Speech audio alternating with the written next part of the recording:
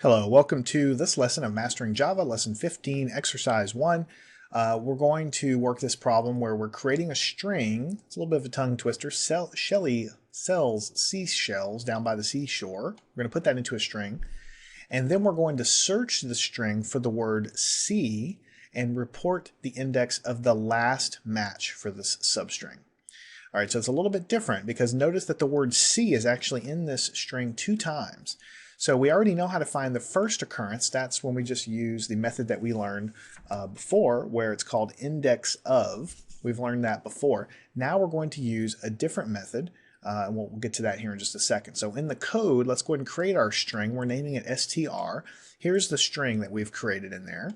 And then we're going to print out the string, and then we'll have another print statement. The last match for the word C is at index, and then over here we'll have this inside the print statement again. The name of the string is str.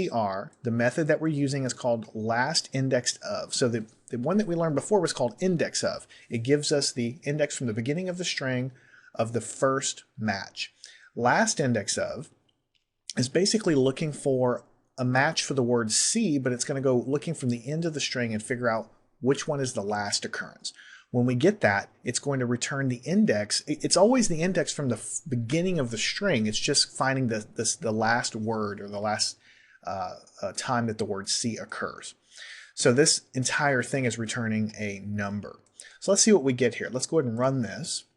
Shelly sells seashells down by the seashore. The last match for the word C is at index 36. So you see there's 2 times the word C appears. Here's a time and here's a time. The method last indexed of always finds the last occurrence of a substring. So this is the last occurrence of the substring.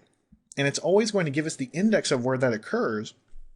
The index is always counted from the beginning of the string, starting with 0. So here 0, 1, 2, 3, 4, 5, 6, 7, 8, 9, 10, 11, 12, 13, 14, 15, 16, 17, 18, 19, 20, 21, 22, 23, 24, 25, 26, 27, 28, 29, 30, 31, 32, 33, 34, 35, 36. Thank goodness I did not screw that up. 36. So what's happening here is it's finding the last occurrence of the word C, and it's giving us the index from the beginning of the string. Everything's always in reference to the beginning. We're just finding the last occurrence.